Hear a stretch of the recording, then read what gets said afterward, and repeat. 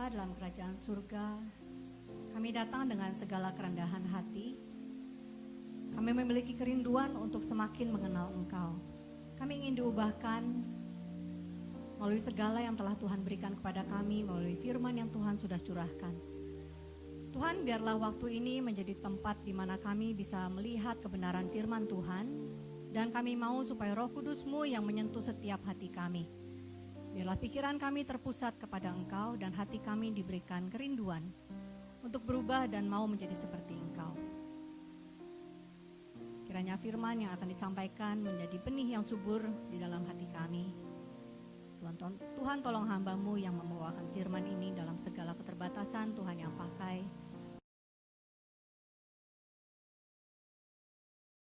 Bahkan kami. Dalam nama Tuhan Yesus kami berdoa. Amin. Silakan duduk, teman-teman.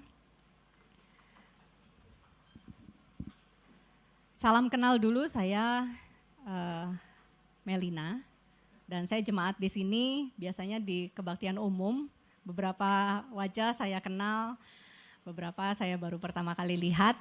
Kalau bertanya-tanya gimana sampai saya bisa ada di sini untuk berkhotbah, saya ini sebetulnya seorang mahasiswa yang lagi magang.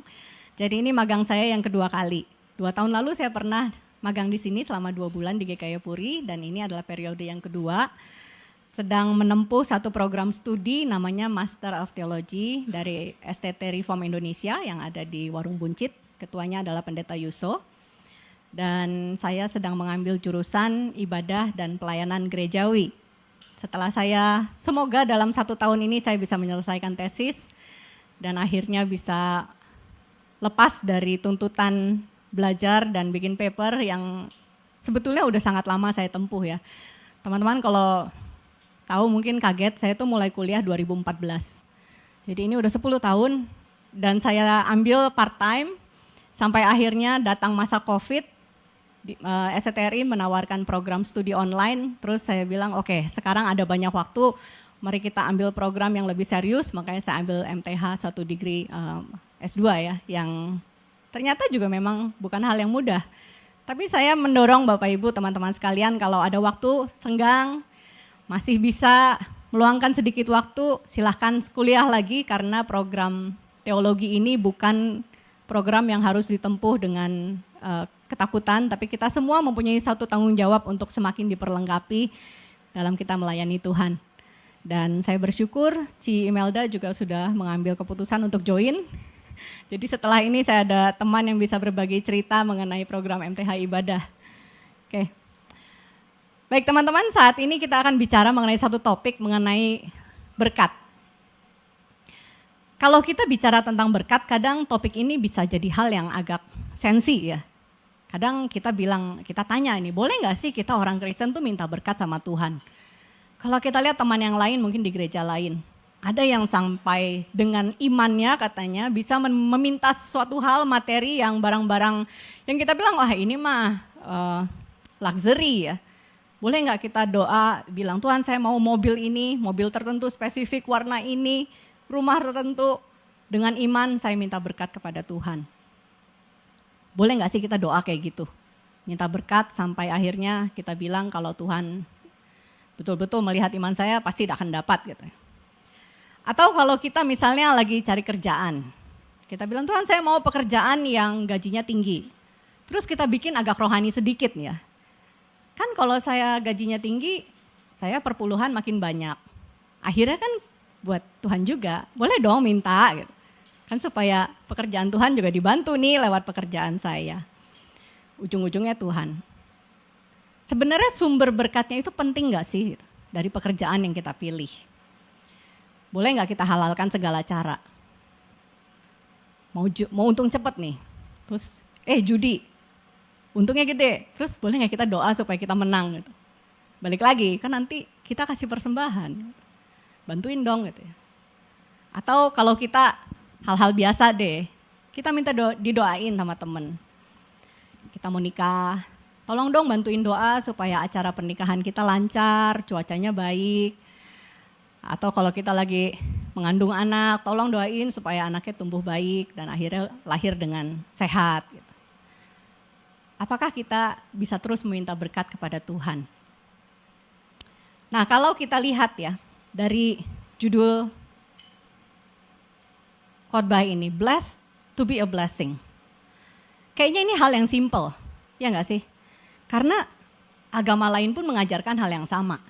Kalau kamu udah mendapatkan berkat, secara materi kamu berkecukupan, udah selayaknya dong kamu bantu orang yang kekurangan, ya kan? Ini ada satu tindakan humanis yang kita sebetulnya kalau jadi orang-orang baik ya kita begitu ada kelebihan kita kasih orang yang lebih membutuhkan, orang yang nggak mampu. Jadi kalau kita bilang agama Kristen bedanya apa? Kalau diberkati untuk menjadi berkat, ya itu mah sama aja. Nah, saya mau menawarkan hari ini satu paradigma yang baru, ditambah sedikit aja. Jadi kalau kita sudah diberi berkat, kita harus menyalurkan berkat itu, tapi tujuannya sekarang jadi berubah. Tujuan kita adalah untuk memuliakan Tuhan. Ada ujung yang baru, tambahannya. Dan saya mengajak kita untuk belajar dari kehidupan Abraham yang diambil dari kitab Kejadian. Saya undang kita untuk membuka Alkitab dari Kejadian pasal 12. Ayat 1 sampai 3 dan ada bagian kedua yaitu dari Kejadian pasal 14 ayat 17 sampai 24. Saya bacakan bagian yang pertama Kejadian pasal 12 di mana Abram dipanggil oleh Tuhan dan diberikan suatu perjanjian. Firman Tuhan berbunyi demikian, panggilan Abram. Berfirmanlah Tuhan kepada Abram, pergilah dari negerimu, dari sanak saudaramu, dan dari rumah bapamu ke negeri yang akan kutunjukkan kepadamu. Ayat kedua, aku akan membuat engkau menjadi bangsa yang besar, memberkati engkau, serta membuat namamu masyhur, dan engkau akan menjadi berkat. Aku akan memberkati orang yang memberkati engkau, dan mengutuk orang-orang yang mengutuk engkau. Dan olehmu semua kaum di muka bumi akan mendapat berkat. Lalu bagian kedua dari pasal 14 ayat 17. Yang tadi adalah panggilan Tuhan, janji Tuhan kepada Abram. Sekarang pasal 14, fast forward. Ini saat Abram bertemu dengan Raja Sodom dan Melkisedek ya. Pasal 14 ayat 17 sampai 24. Saya bacakan. Raja negeri Sodom keluar dari lembah Syawe yakni lembah raja menyongsong Abram yang kembali setelah mengalahkan Kedorlaomer dan para raja yang bersama dia. Melkisedek Raja Salem membawa roti dan anggur. Ia seorang imam Allah yang maha tinggi. Lalu ia memberkati Abram katanya, diberkatilah kiranya Abram oleh Allah yang maha tinggi pencipta langit dan bumi. Dan terpujilah Allah yang maha tinggi yang telah menyerahkan musuhmu ke dalam tanganmu. Abram pun memberikan kepadanya 1/10 dari semuanya. Raja Sodom berkata kepada Abram, berikanlah kepadaku orang-orang itu dan ambillah untukmu harta benda itu. Tapi kata Abram kepada Raja Sodom itu, aku bersumpah demi Tuhan Allah yang maha tinggi pencipta langit dan bumi, aku tidak akan mengambil apapun dari semua milikmu itu, seutas benang atau tali kasut pun tidak. Supaya engkau tidak dapat berkata, aku telah membuat Abram menjadi kaya. Untukku tidak perlu, kecuali apa yang telah dimakan oleh hamba-hambaku ini, dan juga bagian Aner, Eskol, dan Mamre, orang-orang yang pergi bersamaku. Biarlah mereka mengambil bagiannya masing-masing. Demikian firman Tuhan. Bapak Ibu, ini adalah panggilan Abram oleh Tuhan. Waktu itu namanya belum Abraham ya, namanya adalah Abram. Dia dijanjikan oleh Tuhan untuk menjadi alat penyalur berkat. Secara spesifik Tuhan memilih dan menghampiri satu orang ini. Tugasnya adalah menjadi distributor berkat. Abram adalah orang yang khusus, tapi dia diberi syarat oleh Tuhan. Syarat yang pertama kita lihat di ayat yang pertama. Tuhan minta supaya Abram meninggalkan negerinya, sanak saudaranya, dan rumah bapaknya. Abram diminta untuk beralih dari kehidupannya yang nyaman, yang sudah settle di satu tempat di Haran, lalu dia diminta untuk menjadi nomadik, jadi pindah-pindah, traveling sekarang. Abram dijanjikan sebuah tanah yang baru, Kanaan, yang katanya subur dan berlimpah. Nah saudara, waktu saya cari-cari informasinya, berapa jauh sih Kanaan dari Haran? Ternyata itu kayak kita dari sini ke Surabaya, tapi ini jalan kaki. Jadi 640 km. Dan waktu itu kan gak ada jalan ya, itu semuanya padang pasir, masih tempat yang masih wild gitu. Abram diminta untuk pergi meninggalkan tempatnya, pergi 600 kilometer, membawa secukupnya. Dari rumah yang nyaman, dari dia punya tempat tinggal. Terus dia bilang, ya udah sekarang tinggal di tenda, bawa apa yang kamu bisa bawa, mulai jalan ke sana. Ini adalah satu permintaan yang cukup berat, saya pikir. Saat ini pun kita kalau mau jalanin, silahkan kamu backpacking ke Surabaya. Kayaknya kita mikir dulu, walaupun kita tinggalnya di hotel gitu ya. Mikir lu, ini beneran nih naik jalan kaki gitu, atau naik sepeda gitu. Saya suka sepeda ya, tapi untuk jalan sampai ke Surabaya kayaknya tunggu. Nah, di meninggalkan rumah di zaman itu juga menjadi suatu bukti bahwa Abram akan meninggalkan dewanya.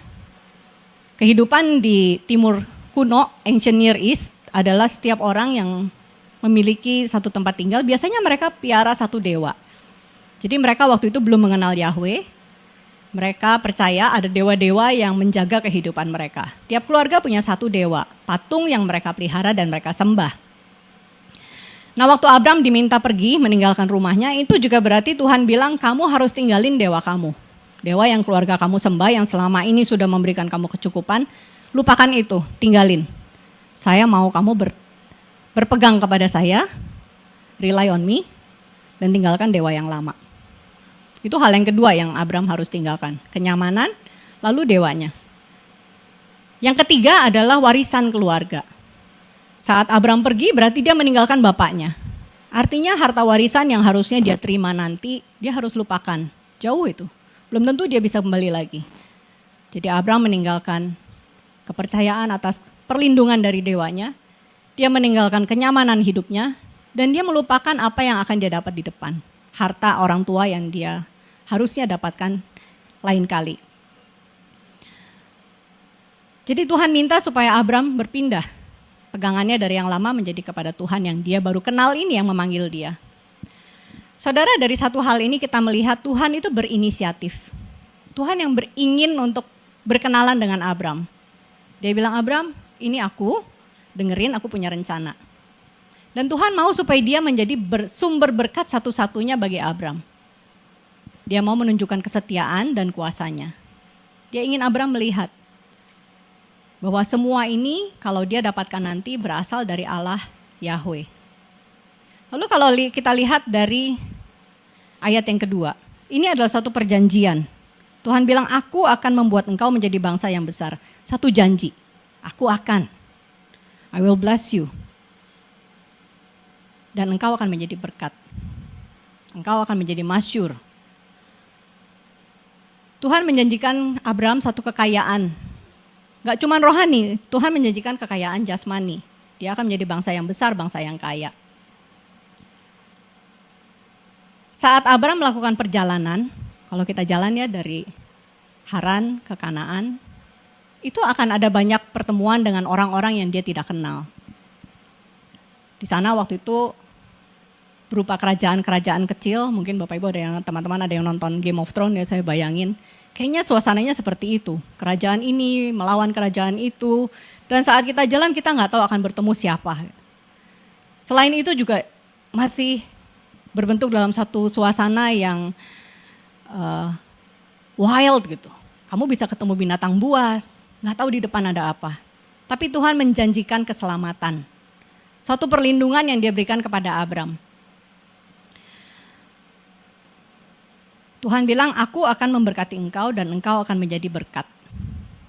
Yang ketiga, Tuhan berjanji orang-orang di sekitar Abram pun akan menikmati berkat daripada Tuhan. Teman-temannya, saudaranya, orang-orang yang ada di sana, Abram akan menjadi berkat nih untuk orang-orang ini. Dan kalau kita lihat dari pasal 14, tadi kita baca ya. Jadi kalau kita lihat dari pasal 12, Tuhan memberikan janji. Lalu pasal 14 sengaja saya bacakan, ini adalah satu cerita. Bagaimana kehidupan Abram akhirnya bertemu dengan seorang Raja Sodom dan Raja Salem. Nah kalau teman-teman baca nanti pasal 13, itu bukti bahwa Abram sudah diberkati dengan sangat limpah. Di sana Abram berpisah dengan Lot keponakannya. Kan Lot ikut ya sama Abram. Lalu mereka punya ternaknya makin banyak. Akhirnya mereka kekurangan tanah dan mereka harus pindah nih. Oke, Lot sekarang ini orang-orang kita udah mulai berantem nih, kata Abram waktu itu ya. Kita harus pisah.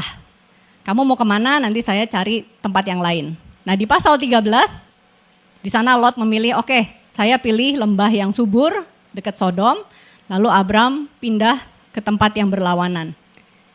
Mereka berpisah di pasal 13.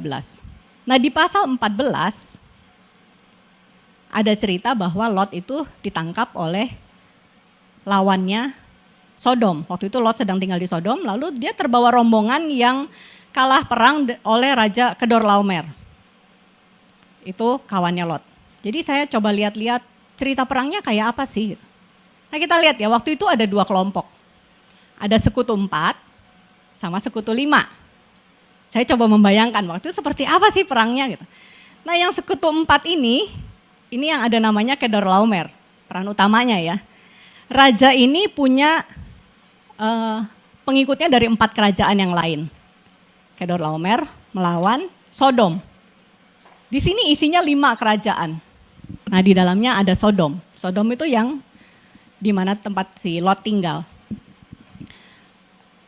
Yang 5 kerajaan ini dijajah oleh kerajaan sekutu 4 selama 12 tahun. Jadi yang 4 ini nih mereka lumayan powerful. Mereka bisa menjajah 5 kerajaan. Di tahun ke-13, kerajaan yang ini, sekutu 5 ini, mereka memberontak. Memberontak lalu si Lot juga ikut memberontak kan karena dia tinggal di Sodom. Tahun ke-13 mereka memberontak, tapi tahun ke-14 si sekutu 4 kembali lagi menyerang sekutu 5 dan kali ini si 5 kalah. Kalah sehingga Sodom itu diambil pergi oleh Raja Kedorlaomer. Lot kebawa.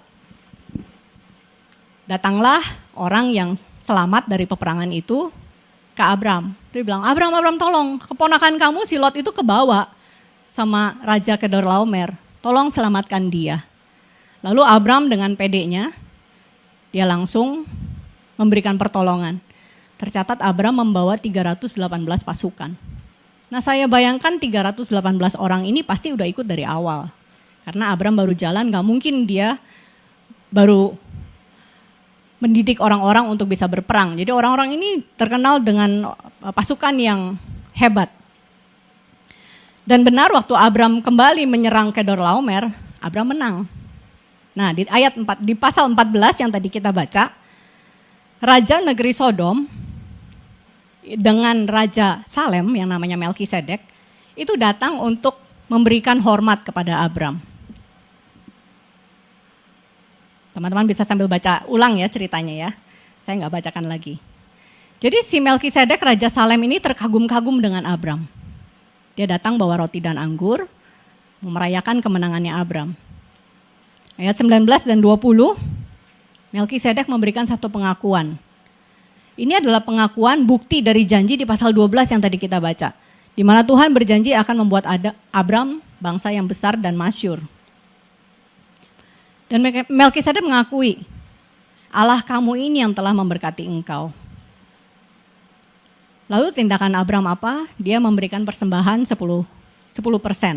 Nah biasanya bagian ini kita pakai untuk menyatakan, oke, kalau kamu dapat berkat, kamu harus kembalikan 10% bentuk perpuluhan sebagai ucapan syukur kepada Tuhan. Betul ya? Nah, di sini kita belajar bahwa apa yang kita terima harus dikembalikan kepada Tuhan sebagai bentuk bahwa kita mengakui Tuhanlah yang memberikan semua berkat kita. Tapi kita jarang baca cerita selanjutnya. Jadi kalau teman-teman baca, ternyata dari 10% yang diberikan kepada Melkisedek, yang 90% sisanya, Abram juga nggak mau. Dia nggak terima. Saat Raja Sodom menawarkan hasil jarahan untuk menjadi milik Abram, Abram menolak. Abram bilang di ayat 23, tidak, saya nggak mau. Dia nggak serakah. Abram cuma bilang, oke lah, yang udah dimakan itu saya ambil ya. Terus ini pengikutnya 3 orang, mereka perlu sedikit, itu juga mereka ambil. Tapi kalau saya, kata Abram, saya nggak mau. Tali kasut pun saya nggak mau. Tujuannya apa? Kita baca ayat 19.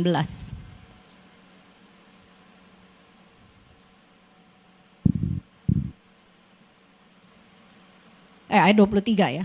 Aku tidak akan mengambil apapun dari semua milikmu itu, seutas benang atau tali kasut pun tidak. Supaya, kata Abram, kenapa dia nggak mau? Supaya engkau nggak bisa berkata, aku telah membuat Abram menjadi kaya. Abram gak mau orang lain lihat bahwa ada berkat lain yang selain daripada Tuhan yang dia sembah. Dia mau pernyataan Melkisedek itu dipelihara. Kata Melkisedek, Abram diberkati oleh Allah yang maha tinggi, pencipta langit dan bumi. Ini adalah Allah yang diperkenalkan oleh Abram kepada orang-orang yang dia temui. Jadi dia sudah menunjukkan bukan dewanya yang telah memberikan dia berkat, dewa itu udah ditinggalkan. Dan sekarang dia menang perang, itu pun bukan dari dewa yang dia sembah, karena sekarang dia adalah penyembah dari Allah pencipta langit dan bumi. Saudara, di sini Abram menjadi bukti kesetiaan janji dan pernyataan kuasa Allah. Di sini kita diajarkan untuk hanya bersandar kepada berkat Allah. Yang lain kita tolak. Cerita ini menjadi bukti kita ya, bahwa Allah kalau sudah bilang akan setia menyertai, dia akan memberikan apa yang kita butuhkan. Lalu kalau kita kembali ke ayat pasal 12, ayat 2 dan 3. Nah, ada satu format ayat yang saya ingin kita belajar pagi ini. Kalau kita baca, ada dua bagian, saya pecah menjadi dua, bagian atas dan bagian bawah. Bagian atas adalah janji daripada Tuhan, bagian bawah adalah apa yang akan terjadi selanjutnya. Oke. Ada satu orang bernama Bob Sjogren. Dia ini satu presiden dari pelayanan yang namanya Unveiling Glory, pelayanan misi. Dia banyak menulis buku tentang kemuliaan Tuhan. Ada satu teologi yang dia perkenalkan yaitu cat and dog teologi ya. Teologi kucing dan anjing. Teman-teman bisa baca kalau setelah ini bisa lihat bukunya, sangat menarik. Bob Sjogren menawarkan ada satu teori, cara pandang bagaimana kita melihat firman Tuhan, janji Tuhan. Dia bagi dua menjadi top line dan bottom line. Yang top line itu artinya adalah berkat, blessing. Bottom line adalah tanggung jawab, responsibility. Dia katakan dengan setiap berkat ada tanggung jawab yang ikut di bawahnya. Jadi kalau kita bikin perjanjian, atasnya itu semua hal-hal yang kita akan terima, bawahnya itu footnote-nya. Isinya adalah apa yang harus kita berikan. Jadi kalau di ayat yang tadi kita buka, top line-nya adalah ini, janji Tuhan, aku akan membuat engkau menjadi bangsa yang besar, hal yang baik, memberkati engkau, ini juga hal yang baik, membuat namamu masyhur, dan engkau akan menjadi berkat. Ini hal-hal yang kita inginkan. Ayat 3, aku akan memberkati orang-orang yang memberkati engkau dan mengutuk orang-orang yang mengutuk engkau. Tuhan menjanjikan penyertaan dan perlindungan. Tapi di bottom line-nya, di bagian bawah, ada tanggung jawab. Dan olehmu semua kaum di muka bumi akan mendapat berkat. Tugas Abram adalah menjadi saluran berkat. Jadi kita lihat, waktu Tuhan memberkati Abram ini bukan pengumpul berkat, tapi dia adalah penyalur. Dia adalah dispenser, bukan kendi yang ujungnya mati. Bukan seperti laut mati yang gak ada saluran keluarnya. Nah, perjanjian ini menjadi satu tema yang terus berulang dalam Alkitab kita. Kita lihat bagaimana Allah memberkati keturunan Abraham, menjadi bangsa Israel. Lalu berkat Tuhan juga tersalur sampai ujungnya adalah Yesus Kristus. Yesus adalah berkat yang tertinggi yang Tuhan berikan. Karena kematian Yesus membawakan pendamaian atas dosa kita. Tapi bukan hanya kematiannya saja. Kehidupan Yesus pun menjadi satu teladan yang bisa kita pelajari sampai sekarang dan kita ikuti. Nah, setelah itu yang berlanjut adalah kita sebagai anak-anak Tuhan. Jadi bagian daripada keturunan yang telah Tuhan janjikan menjadi saluran berkat. Kita adalah umat pilihan, imamat rajani, orang-orang yang Tuhan percayakan untuk melanjutkan berkat yang Tuhan sudah berikan ini. Tuhan memberkati kita supaya kita menjadi alat kesaksian, supaya kita menjadi pelayan, rekan kerja yang menyatakan kasih dan kemuliaan Tuhan. Gak cuma berkat rohani, pengetahuan tentang Allah, tapi juga berkat-berkat jasmani yang Tuhan telah berikan, itu juga yang Tuhan mau kita lanjutkan. Saudara, tema kita blessed to be a blessing, itu memuat satu pesan.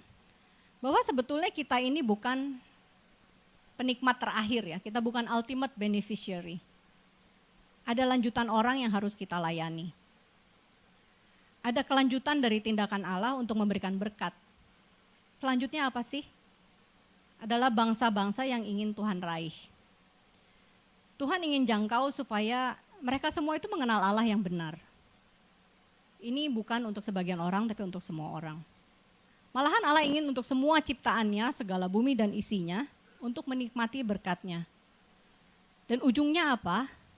Tuhan mau supaya orang sadar bahwa Tuhan adalah yang paling mulia. Jadi ultimate beneficiary-nya, ujung akhirnya, kembali lagi ke Tuhan. Dia mau semua orang mengakui bahwa Dia adalah yang paling mulia dan layak disembah. Gambaran ini tertulis dalam kitab Wahyu. Tadi kita juga sudah nyanyikan ya. Semua lutut akan bertelut, semua lidah mengaku. Jadi pada akhirnya yang kita gambaran, yang kita tuju adalah segala bangsa akan menyembah dan memuliakan Tuhan. Lalu sampai di sini kita berhenti sebentar ya. Terus kita mikir, loh, bukannya Tuhan cinta saya ya? Bukannya Tuhan ingin yang terbaik buat saya ya? Bukannya berkat yang Tuhan berikan itu supaya hidup saya sejahtera, supaya saya happy. Sekarang tunggu. Kenapa akhirnya bukan saya ya? Saudara, sebetulnya pemikiran bahwa Tuhan ingin memberikan kita hidup yang enak itu nggak salah. Tuhan mau membuat hidup kita menjadi lebih baik. Tuhan mau kita hidup menjadi bermakna dan berpengharapan. Tapi nggak berhenti di situ. Itu bukan ujung akhirnya. Sebetulnya bukan kita fokusnya. Fokusnya adalah kembali kepada kemuliaan Tuhan. Tuhan mau semua bangsa mengenal dan menyembah Dia. Waktu kita baru jadi orang Kristen, terus kita buka Alkitab kita, biasa ya, kita kan kalau lagi galau, ya udah kita buka deh, Tuhan mau ngomong apa ke saya? Tuhan, saya sedih. Lalu kita cari ayat yang menghibur. Tuhan, saya bingung. Kita cari ayat yang bisa memberikan kita arahan. Tapi dengan berjalannya waktu kita terus belajar firman Tuhan, harusnya kita mulai sadar, wah, Tuhan itu betul-betul hebat. Lalu fokus kita nggak lagi kepada kita yang perlu ini dan itu. Kita bisa melihat kemuliaan Tuhan, betapa Tuhan itu baik dan setia, dan kita mau supaya semua orang pun melihat hal yang sama. Ternyata kalau kita bilang, aku mau menjadi seperti Kristus. Teman-teman, Kristus pun tujuan akhirnya apa sih? Dia mau memuliakan Allah Bapa. Jadi kalau kita berjalan terus dengan Kristus, seharusnya kita pun sama, mempunyai tujuan yang sama, memuliakan Allah Bapa. Bukan diri kita lagi yang penting, tetapi Tuhan. Lalu kalau kita membaca Alkitab kita, nanti kalau misalnya mulai baca lagi, coba kita melihat satu tema yang berulang terus, yaitu tema top line dan bottom line. Saya angkat satu cerita Alkitab ya, Daniel. Semua tahu ya, cerita Daniel di Gua Singa. Kemarin waktu kita sekolah Injil liburan nih, kita ceritanya kan tentang Daniel di Babylon nih. Lalu dia dipaksa untuk berdoa menyembah Raja Darius, terus dia menolak, akhirnya dia dilempar ke Gua Singa bersama teman-temannya Sadrak, Mesak, Abednego. Nah biasanya kalau kita belajar dari anak sekolah minggu tuh ceritanya simple. Oke anak-anak, dari cerita Daniel yang selamat dari Gua Singa, kita belajar bahwa kalau kita percaya Tuhan, Tuhan pasti melindungi dan meluputkan kita dari bahaya. Tapi ceritanya nggak berhenti di situ. Kalau kita pelajari, top line-nya betul. Allah mengutus malaikat, menyelamatkan aku. Karena aku ini nggak bersalah, aku percaya Tuhan. Tapi bottom line-nya di bawah, ada tujuannya Allah menyelamatkan Daniel dengan Sadrak, Mesak, Abednego. Kita baca. Bersama ini aku memberi perintah, ini adalah perkataan Raja Darius untuk orang-orang di negaranya setelah dia melihat Daniel selamat ya. Darius bilang, bersama ini aku memberi perintah bahwa di seluruh kerajaan yang aku kuasai, orang harus takut dan gentar kepada Allah Daniel. Sebab dialah Allah yang hidup, yang kekal untuk selama-lamanya. Pemerintahannya tidak akan binasa dan kekuasaannya tidak akan berakhir. Bapak Ibu Saudara, inilah pernyataan daripada Raja Darius yang dia akhirnya mengenal siapa Tuhan yang benar.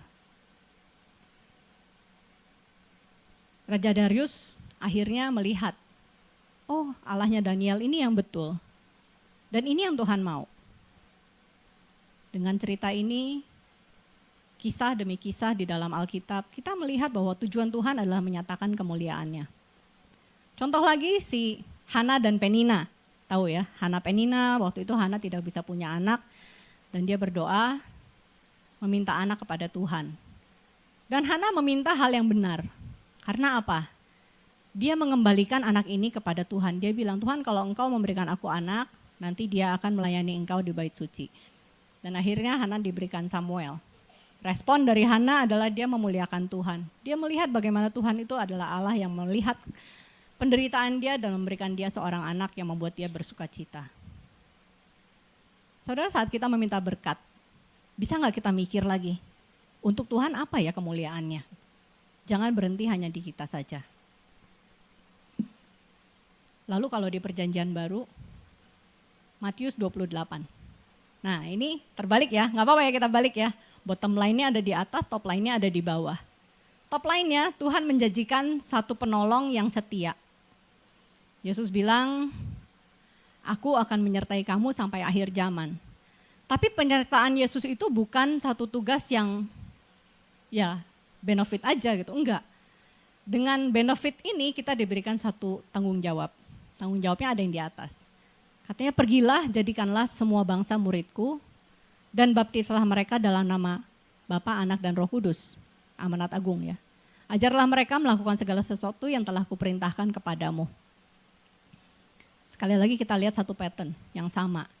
Ada top line, ada berkat, ada bottom line, ada tanggung jawab yang harus kita kerjakan. Jadi teman-teman ini satu berita yang mungkin gak terlalu enak ya. Jadi selama ini kalau Tuhan memberikan berkat, itu bukan free ride, no free lunch. Tuhan mau supaya kita melanjutkan berkat itu. Dan Tuhan ingin supaya semua orang melihat bahwa Dia adalah Allah yang mulia. Dan kalau kita diberikan karunia oleh Tuhan, ini juga satu pesan yang kita tahu. Karunia yang kita dapatkan adalah untuk melayani orang lain. Berulang kali kita mendapatkan pesan ini. Kalau kamu mendapatkan sesuatu, kamu hanyalah seorang pengelola, seorang steward. Karena hartanya itu milik Tuhan. Dan itu untuk digunakan untuk meraih orang lain dan melihat siapa Tuhan sebenarnya. Ada top line di mana Tuhan memberikan berkat, ada bottom line di mana kita menjadi saluran. Saudara, saat kita menerima berkat Tuhan, kita harus terima dengan ucapan syukur. Karena kita lihat bahwa Tuhan kita itu adalah Allah yang mau memberikan berkat. Tuhan yang pertama berinisiatif kepada Abraham. Dan Tuhan juga yang telah memilih kita menjadi anak-anaknya. Kenapa kita dipilih? Karena Tuhan ingin menyatakan kasih-Nya. Sebagai respon, kita harus memberikan iman kita kepada Tuhan. Tinggalkan semua dewa-dewa yang ada dalam kehidupan kita. Dan kita bersandar penuh kepada Tuhan. Dan janji Allah itu akan pasti. Dia akan terus setia menjaga kita, memberikan perlindungan dan kecukupan. Pun perlindungan secara materi. Jadi kita kalau melihat satu sumber berkat seperti Abraham, bisakah kita menolak sesuatu? Abraham gak mau hartanya Raja Sodom. Karena dia tahu itu gak memuliakan Tuhan. Bisakah kita berani untuk menolak berkat? Kelihatannya seperti berkat yang Tuhan sodorkan di hadapan kita. Mungkin kalau kita dapat bisnis, wah ini Kang taunya gede. Tapi kita tahu caranya ini kayaknya rada-rada salah nih. Apa kita harus nipu-nipu sedikit, ada sogok-sogok sedikit. Bisa nggak kita sensitif dan kita bilang, enggak yang ini jangan. Aku tahu ini bukan dari Tuhan, aku tolak. Karena aku yakin Tuhan akan berikan jalan yang lain. Jangan sampai kita halalkan segala cara. Dan jangan sampai kita berdalih ya, Tuhan kalau aku dapat persembahannya balik lagi ke Tuhan. Karena bukan itu yang Tuhan mau. Harta itu akhirnya Abraham juga gak ngambil apa-apa. Bukan 10% ke Melkisedek, 90 dia simpan, enggak. 10 dia kembalikan, 90 pun dia tolak. Nah bisakah kita seperti Abraham bersandar penuh dan melihat berkat Tuhan tuh pasti ada kok. Sumbernya yang kita jaga. Karena saudara kita tahu Allah betul-betul ingin memberikan kita berkat. Dia betul-betul ingin mencukupi segala kebutuhan kita. Tapi nggak berhenti di situ, segala berkat itu adalah untuk menyatakan kemuliaan Dia. Yang kita gunakan untuk menolong orang lain. Jadi kalau kita minta, jangan sampai kita hanya minta terus berhenti di saya. Enggak, pikirkan lagi gimana caranya supaya pemberian Tuhan ini bisa dipakai untuk memuliakan Tuhan. Kita doa, Tuhan tolong berikan saya rumah yang besar. Kasih alasan, mulai mikir, bagaimana rumah saya ini bisa menjadi berkat bagi orang lain. Mungkin kita buka rumah kita, memberikan tumpangan, kita undang teman-teman, silakan kalau mau persekutuan pakai aja rumah saya, Tuhan kasih yang besar. Jangan ditutup dan dinikmati sendiri. Kalau kita kerja, kita bilang, Tuhan aku mau kerja dengan waktu yang fleksibel, work from anywhere. Tujuannya apa kata Tuhan? Aku mau work from Bali, aku mau work sambil jalan-jalan. Jangan. Kalau kita sudah mendapatkan pekerjaan dengan waktu yang fleksibel, bisa kerja dari mana saja. Pikirkan lagi, Tuhan bagaimana hidup saya ini bisa dipakai, saya bisa melayani lebih banyak. Bagaimana saya bisa menjadi kontributor yang lebih banyak lagi di gereja, di badan-badan misi. Jangan kita pakai waktu lebih kita untuk habis browsing, nonton drama Korea, semua serian gitu. Coba kita pikir lagi, kalau kita minta kepada Tuhan, waktu yang lebih, bagaimana kita bisa gunakan untuk membangun diri kita, supaya kita bisa menjadi orang-orang yang dipakai Tuhan dengan lebih efisien. Saudara, tujuan kita gak berhenti di kita saja. Kita punya teman-teman saudara seiman yang perlu kita kuatkan imannya. Kita semuanya saling menguatkan. Lalu kekayaan materi yang Tuhan berikan, itu juga menjadi alat supaya orang-orang yang kita berikan itu mengenal Tuhan. Waktu kita berikan, kita dengan secara langsung kita membangun relasi dengan mereka dan mereka lihat siapa sih Allah yang kamu sembah. Kenapa kamu seperti ini? Oh, orang Kristen. Itulah yang Tuhan mau. Suatu pesan bahwa Allah ingin menyatakan dirinya kepada semua bangsa di bumi. Dan Allah memilih kita, orang-orang, untuk menjadi alat kemuliaannya. Menjadi penyalur-penyalur berkat. Saudara, mari kita bersandar penuh kepada Tuhan Sang Sumber Berkat. Kita evaluasi motivasi kita saat meminta berkat kepada Tuhan. Dan kita belajar untuk mengalihkan fokus daripada apa yang telah kita terima itu kepada orang lain. Dan ujungnya adalah untuk kemuliaan Tuhan. Karena in the end, teman-teman, berkat yang terbesar itu adalah mengenal siapa Allah. Berkat terbesar adalah relasi yang terjalin dengan Allah dengan erat. Berkat terbesar adalah untuk melihat kemuliaan Tuhan.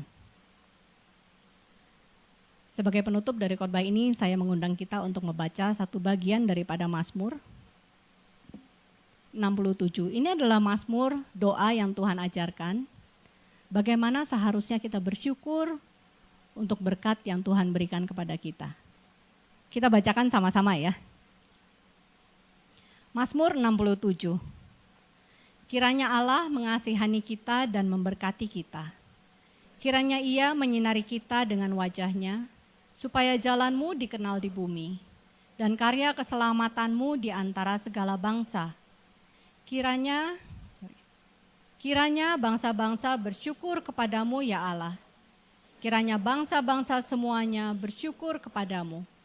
Kiranya suku-suku bangsa bersukacita dan bersorak-sorai. Sebab Engkau memerintah bangsa-bangsa dengan adil dan menuntun suku-suku bangsa di bumi.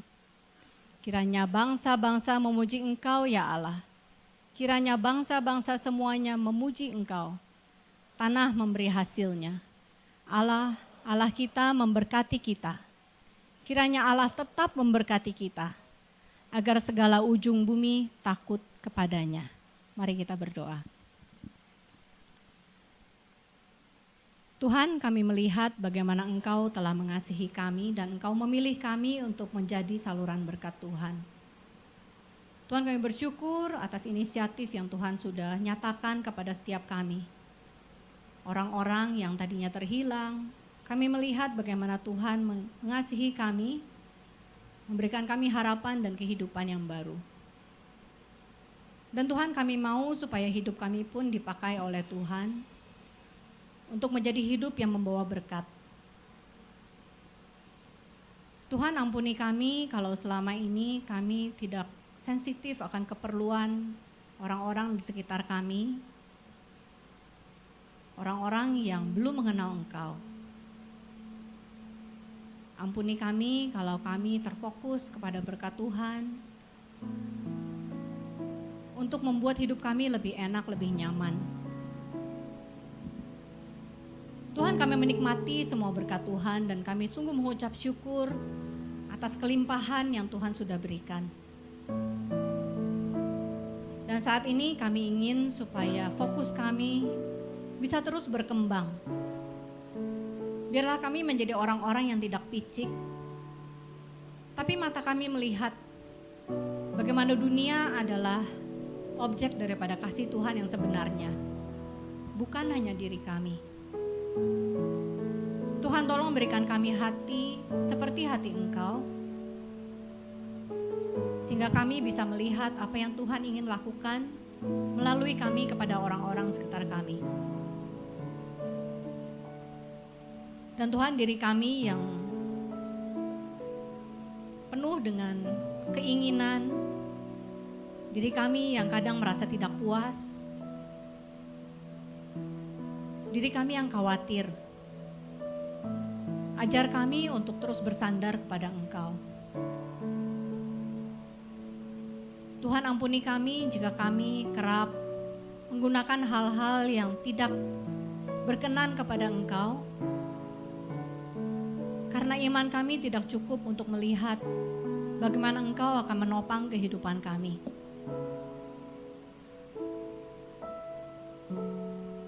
Tuhan, setiap kami adalah anak-anak yang masih dalam proses di mana hari demi hari kami lalui. Kerap kami dihadapkan dengan pilihan yang sulit. Tuhan, ampuni kami jika kami memilih hal yang salah. Ampuni kami jika kami melihat cara yang lebih cepat, cara yang mudah, karena kemalasan kami.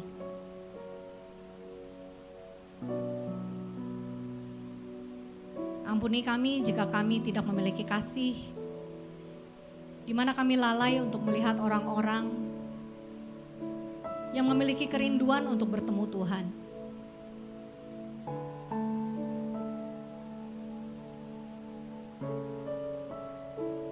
Orang-orang yang terdekat dengan kami, saudara-saudara kami yang seharusnya menikmati berkat daripada Tuhan. Kami berdoa ya Tuhan, supaya Engkau yang memberikan kami kemampuan untuk mengalahkan keakuan kami.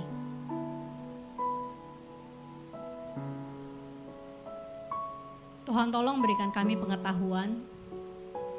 Tuhan, tolong berikan kami kebijaksanaan untuk menimbang dan memilih hal-hal yang sebenarnya adalah yang terbaik.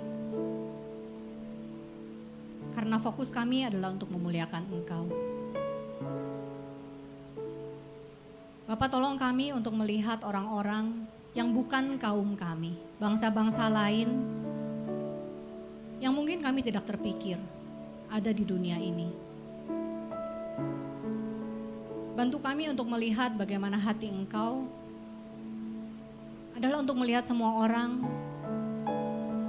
mengenal Engkau sebagai Allah, pencipta yang menopang kehidupan kami semua. Tuhan tolong berikan kami kesempatan. Tuhan tolong berikan kami kemampuan. Biarlah hidup kami menjadi saluran berkat yang efektif di dalam tangan Tuhan. Kami sungguh mau supaya relasi yang terjalin dengan Engkau menjadi suatu berkat yang paling indah. Kami mau supaya kasih Tuhan yang telah menyentuh kami juga tersalurkan kepada orang-orang sehingga Engkau dimuliakan. Biarlah Tuhan, kesenangan kami adalah kemuliaan untuk melihat Engkau ditinggikan di semua bangsa. Pimpin kehidupan kami, kiranya Roh Kudus-Mu selalu memberikan kami satu hati yang terbakar untuk melihat, untuk mengetahui, dan untuk melakukan semua kehendak Tuhan. Kami berdoa, kami memohon, hanya di dalam nama Tuhan Yesus, Allah kami yang hidup. Amin.